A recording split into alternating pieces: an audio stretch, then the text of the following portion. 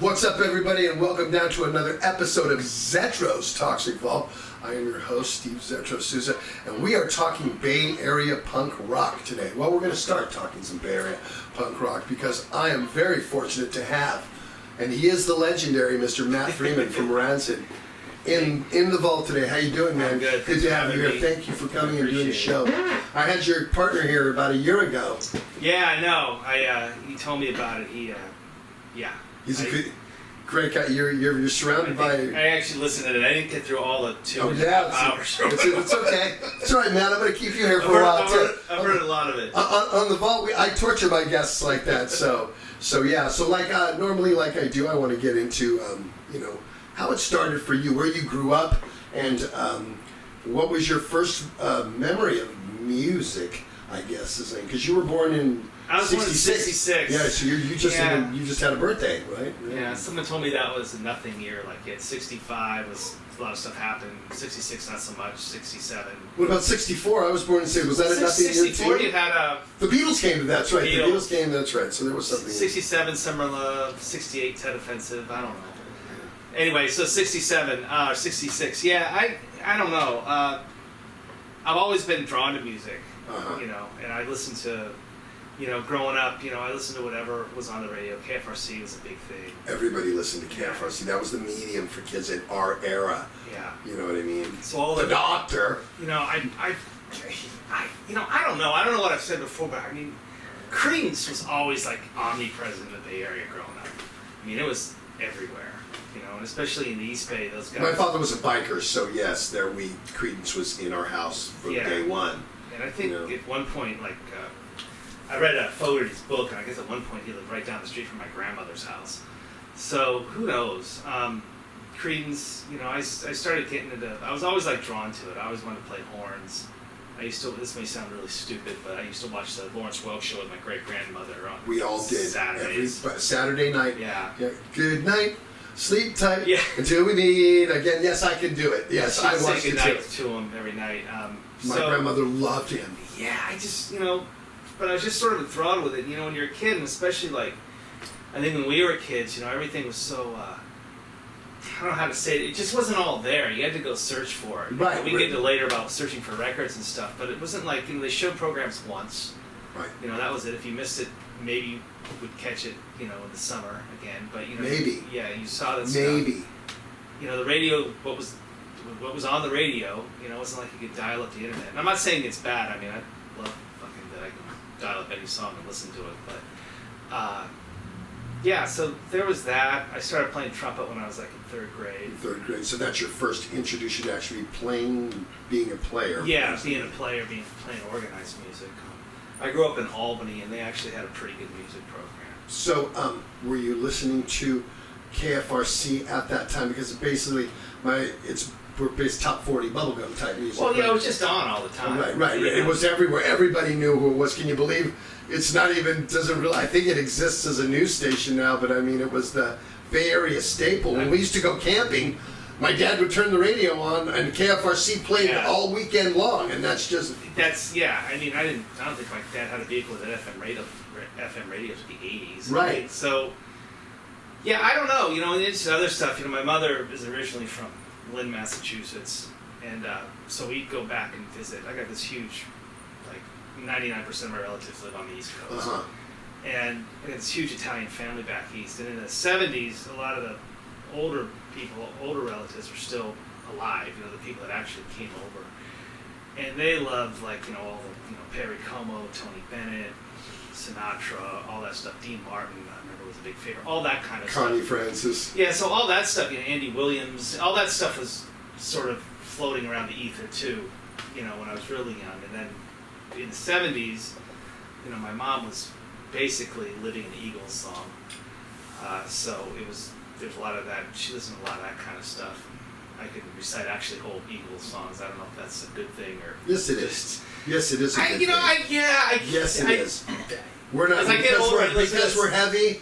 That don't mean shit. As I get older, I listen to that stuff. Like Linda Ronstadt was a big thing with her, right? And as I get older, I listen to Linda Ronstadt. I'm like, oh my god, her voice is amazing. But Stone Ponies, go to Stone Ponies. Yeah, but when I was a kid, I was just like, God, of course, my mom's music. Yeah.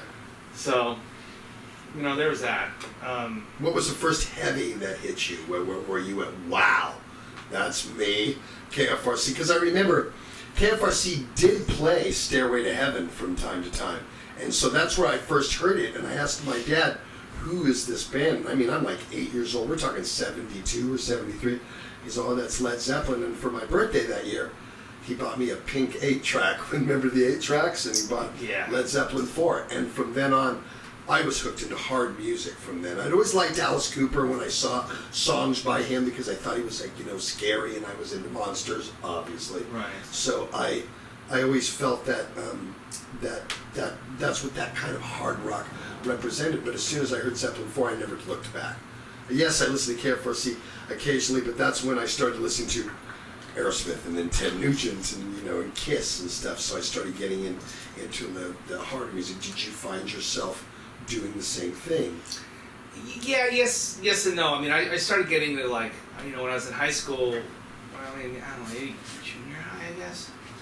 That stuff was started to come in. I had my mom's brother's younger than me, older than me. He's like only 5 years older than me. He was like total heavy metal parking lot kid, like stoner. I got exposed a lot to that, and then later with punk, hanging out with Tim, and then his brother Jeff had this huge record collection of just freaking everything, and that's when I really started first getting into punk rock and stuff, and me and Tim started. And how old were you then, Matt?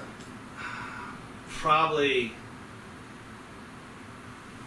I don't know. 16, 15? Yeah, 16, 17 is when we really started playing. So you're talking 82, 83 yeah, 82. around there. Yeah, but before that, I saw some big-ass shows. One of the biggest shows, when they still had shows at Cow Palace, I saw the 90, actually, Phil demoed just a thing on his Instagram. He had the tickets for these shows, and I don't have the ticket stubs anymore, but I saw Ozzy Osbourne in 80, I think it was 81, might have been January 82. It was December. I worked the shows at Bill Graham security. Yeah, it was December, really? And it was about 4 months before You had Randy one of died. those blue coats? Yes, I was a blue coat, exactly. Wow. I was a blue coat. And you know why? Because I could go to concerts for free and go backstage and see everybody. That blue coat got me everywhere I wanted to go. So, yeah, I remember seeing that show. I'm fine with that. I got that show. I remember seeing Ozzy and thinking, man, that guy's old. And I guess probably now in retrospect, he was 34, 35. But we used to think the same way. Anybody, when I was first doing like Exodus or Legacy, Testament, I was like, man, if you're 30, you're way old. You're still trying to play in a band and you're 30. And now I'm 57 and I'm still playing that same heavy metal. I just turned 55 last week. So I'm looking at people going, those guys are too young to know anything about metal now. It's like it's completely different perspective that I have. Yeah, I mean, in retrospect, I saw that show. I saw Dio play Mob Rules tour. That's awesome. That was also also probably 81. one of those. It was when the Outlaws opened up. That the guy got hit with a freaking toilet paper, yeah. which Demo talked about too. I forgot about that. But yeah, and I think Ozzy too. He had some malfunction. I remember the hand was supposed to come out. It didn't come out. It didn't come out. Right. And I remember reading in the Pink section a few months later. He's doing an interview, and it's like, well, you got to get out of there because the unions are gonna bust you if you get out a little late. And I was thinking, what is he fucking talking about? And now you know. Now I know that. Isn't that a trip? Isn't that wild? Yeah, I totally first found that out. We played the Beacon in 1987, the Beacon Theater in New York. It was Anthrax, Celtic Frost, and Exodus. And like at 6 o'clock, the stage went dark, and I'm like, well, we're not done yet. We don't care. And if you make any noise, the fine is like cost you a whole tour to pay it off or some shit. I didn't realize it was so serious. This is a union hall that's like this. If you get done at 11, at 10:59, you better be going, ringing it out because they're not fucking around here. No. So I saw that show. Probably the biggest record that had an effect on me was Live at Leeds. Really? Yeah, I got that record, and that thing, and the original, I can't remember, 7, 9 songs. There's so many versions of it now, but there was this original, it was basically an EP, and the way they recorded it, you could turn the bass, you could turn the speakers on my Radio Shack stereo either like right or left, and just hear the bass. And when I first started listening to it, I was like, I didn't know what really that was. I thought it was a guitar, maybe. I don't know. It was like okay. Matt's referring to the Who live at Leeds. Oh, the Who live at Leeds. Right, because he's a very.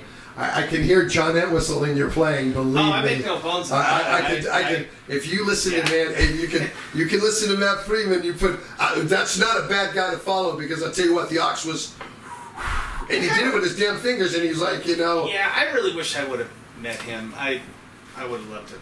I heard he was pretty prickly, but I don't know. I heard that too, but sometimes it's better not to meet guys like that, so that's that happened to me too. it doesn't ruin my idea of them. You know what I mean? Yeah, and that's happened to me as well. So don't meet your idol. Right. You may not like. I know. Yeah, but it's especially because you're in punk rock, so I can imagine Sometimes it's I'll tell you this: the really big person I met, someone like Joe Strummer, nicest guy in the world. That's what I heard. I noticed, it's in my experience. The top of the shelf guys, they don't give a fuck. I'm Joe Strummer. You know what I mean? That was sort of like, really cool. He was a really, really cool guy. And I think it's the mid-Carter guys sometimes that just don't want to kill each other. But so Live at Leeds, the Who Live at Leeds, and this is this record they recorded, I think, as an afterthought from what I've read. They've been going through Tommy from 1970. Uh-huh.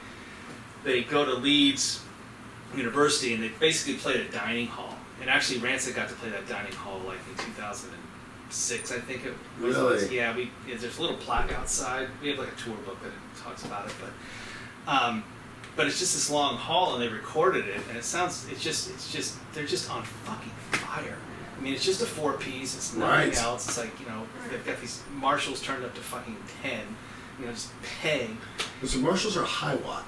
Remember, I think it was it Marshall's thing? Because he went high watt after a while. He went high watt. I think this is. I'm sure you're gonna get letters. Believe me. Yeah. They are correct, and we know you're correctors. Yes, they're the correctors. I'm just doing a disclaimer now. I really don't. That's know okay. You don't have to disclaim here. They know we. I asked them for their comments, so it's all about. Please correct me. Yes. In my mind, do that all the time. And they tell me all the time, Zetro, no, it was this, okay. Yeah, the good news is they made the record, and it was amazing. And I really like everything, like tone, like the way he approached stuff. You play with a pick though, so most of the time. Yeah, I play with it. I can't. Because I think it's more driving for a punk rock. Yeah, I gotta play with a pick, But his finger style, like just sort of punching the. Pull it and punching it and getting the tone. I love the kids are all right. I mean, you can see so much good stuff that he does in the movie. Yeah, and they have now the wonders of the internet, you can get isolated tracks and just hear what he's doing. It's really, it's pretty amazing. I mean, but he always wanted to be heard, and he was heard. Yeah, so. Definitely was. Oh God, he was such a. Yeah, I saw them. In 1982, October 25th, 1982, the Open Coliseum was the Who, the Clash, and T-Bone Burnett opened. And they played actually the outdoor Day on the Green, and then Monday they played the indoor show. And I went to both shows. That was with Kenny Jones on drum, right? Yeah, Kenny Jones on drums. And that was fucking life-changing. I mean, to be able to see the Clash. The Clash didn't say to play the second night. But to be able to see the Clash and the Who, I mean, that is pretty life-changing. And again, I remember seeing... it was their farewell tour, and they were all in their late 30s. Yeah. How many times is farewell? I won't even say farewell in what I do because I'm never going to say farewell. Yeah, I don't intend to either. It's not. It's what I do. It's what I am. I'm going to be like Lemmy. I'll end up, a couple of months after my last gig is when I'm going to go, or maybe go on stage. Who knows? We'll see. Yeah, I don't plan. I still enjoy the shit out of playing music. Why wouldn't you? I mean, if you don't enjoy it, you shouldn't do it. I agree. I tell people. You know what I mean? I do this. Time. That's people always ask me that. It's like, what should I do? How do I make it? I'm like, I don't fucking know. You know what I mean? It's like play your music. Do what you want to do, and it doesn't. You don't. If you go into it not thinking you're going to make it or trying, I'm going to be you're better off. Because then if something happens for you, it's like great. Because I mean, I never thought in my. I'm sure you thought the same thing. I'm never gonna be. Who's gonna be? They're not gonna be for me. Ah! And then all of a sudden, one day you're walking off a tour bus and there's 200 fucking people there wanting to fucking take pictures of you, and then it happens for the rest of your life, and you're like, wow. Yeah, Wow. Especially for you guys. I mean, we're real lucky. I mean, we never thought anything like that was going to happen, and it did. Talk about that a little bit, Matt. Talk about, because again, I play in a metal band, and for metal bands, it is hard to get that break. For a punk band, it's harder, I think. I think so. I mean, I don't know. I mean, I just think with us it was strange because, me and Tim had Operation Ivy. Right. We did that. That band was around for like 2 years. Broke up after 185 shows. We did that record. And but then you did something called Downfall after that. We did right? Downfall. That didn't really go anywhere. Did you record anything with We Downfall? did record something, and did it ever get released? A couple songs got released, and there's some other songs out there. I don't entirely know where they are, but there's not a full record. Uh-huh. We did Downfall. We did some other stuff. Tim had to go through his sort of substance abuse problems, and doesn't everyone? Yeah, well, you're not a real band. He got through it, and but I mean, this is like, I don't want to talk too much about his story, but I mean, he went to the Salvation Army, detox. It wasn't like some Malibu fucking beautiful place. It was like Oakland, 1990, downtown Oakland, Salvation Army. And, he came out of that, and then with Rancid, we just started, he said, look, dude, we should play punk rock, keep it simple. I just need something to do. And I didn't really commit to it for about a year. I mean, I played with him and stuff. I was doing other stuff. And I was actually half thinking about, I was 25, 26 at the time. I was half thinking about, going to some trade school or going back to college. Well, I didn't really go to college, doing something, trying to get something going. But, this is around 91, 92. This is, end of 91, 92. And so, but we just sort of, it's like me and Tim were just sort of meant to play with each other. I mean, we've always had a thing. We've always had we just have a thing that we do. And we always had the sort of same vision. And I've never met anybody that worked as hard as he does. And I don't think he's ever met I mean, we were all like working. We wanted to work on songs and go play. And, Operation Ivy toured in a car. We had a '69 Newport with a box on top of it. It wasn't. You can look at it a couple ways. Like we were motivated, or we just didn't know any better.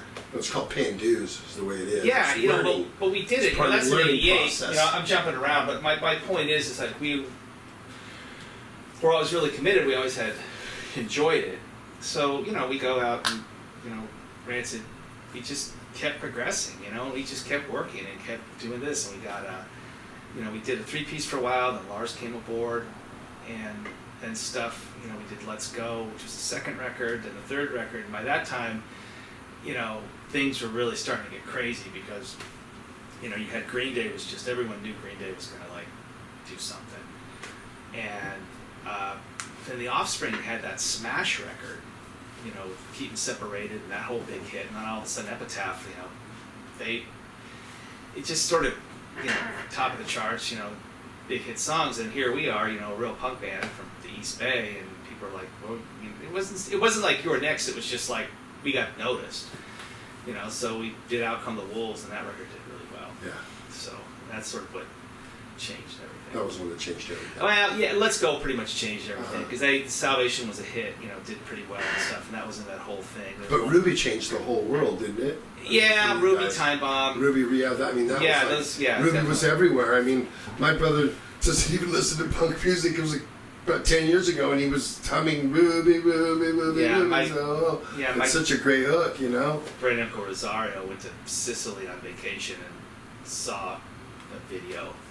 Said, that's your cousins. Wow. I don't even think he knew. Right. He knew I was in a band. But yeah, that's how far that reach was. So it's pretty crazy. But we toured a lot. We had a van. Operation Ivy, we had the car, and then Rancid, we got a van. I worked at a truck and auto place, and I got this van they were casting off, had 100,000 miles on it. We put a new timing chain in it and took that everywhere, and we just kept working and kept doing our thing. That's basically it. Talk about your stint in MDC. Dude, Okay, I'm glad you asked me that. No one fucking asked me that. How fun was that to be in a band? Okay, fun. I don't know. No, all right. Look. Now I'm okay. I'm going to be a fan. I'm a fan. I'm 2 years older than you. It's 1980 or 81. I'm at the On Broadway. It's LA's Wasted Youth, Minor Threat, MDC, Angry Samoans, Los Olvidados, the Fuck Ups, and the Dead Kennedys on one show. That's insane. Is that insane? And the show was like $6, and punks were walking out. Can I get 50 cents from you? That if you give me 50 more cents, I can get into the show. Do you remember those days? And so we would be in the front, and I saw all those on one day, and the singer was so $10, and I just loved it because I know it's a big thing now about the police, but think about this all the way back then. Millions of dead cops. They were preaching this 40 years ago. Damn it! Yeah, there was a whole reason for that. For me, being in MDC was like being in the punk rock Marine Corps. That band toughened me the fuck up. Really? Yeah, you had to talk about it. Yeah, so this is I guess, 1990, right? Operation Ivy. Operation Ivy's pretty much done. Oh, well, actually, no, it was done. It ended in May of '89. So Operation Ivy's done. MDC was always playing Gilman, always around. Always. You're right. He was. He was fucking bad. Dave Dichter, back down to nobody. Just he was. That's punk. Yeah. To me, that's punk. No, he was fucking badass. But he was really nice. Being in that band, like Bill Collins, who's a Special Forces guitarist, I ended up playing bass on a European tour and the U.S. tour, but so much crazy shit happened. Like the first show we played in Commerce, like the cops came and he's like, "They're fuck you cops, dead pigs, fuck you pigs." And they're like, "Come here, Mr. Dead Cop." And they're like, I bet they did. And I was like, "Holy shit, this shit happens. Fuck me." And it was crazy. And then just touring around. Tim came on the first tour as a roadie, so I had my friend there. That was pretty awesome.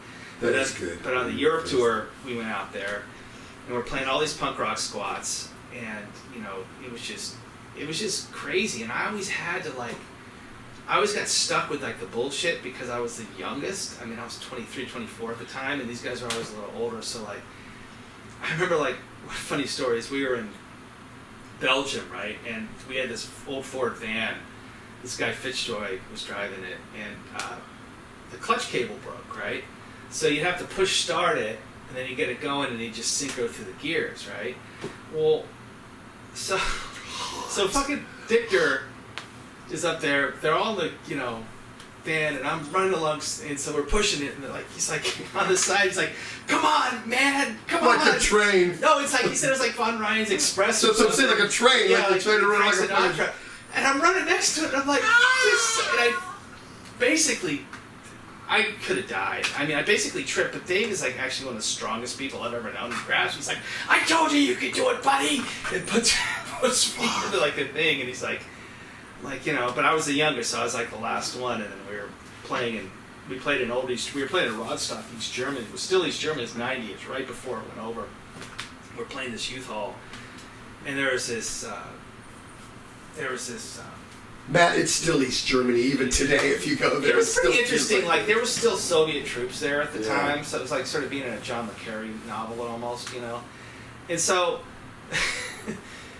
he's you had to go down this hill to go down there, and he's and he thought there was going to be Nazis there. He's like, "Okay, listen to me, Matt. You go down there. Don't be seen. If you see Nazis, come back up." And I'm like, "Okay, why do I have to do?" He's like, "Well, you're the youngest, and you can run." So lovely. Yeah, so I go down there, and there was no Nazis. It was just a bunch of kids. Yeah, so their Nazis did show up at a lot of NBC shows. Did they? Yeah, and Dave was fucking fearless. Uh-huh. So they had the Skinhead song and the right. whole thing. But yeah, it was. I learned a lot though being in a band with him. He was really nice to me. I was sort of, I didn't know what the fuck I was doing. I was a young kid, and they'd been all over the place, and he was really nice to me. He's really, really good to me. That's killer. We're going to take a break. We'll be right back with Matt Freeman.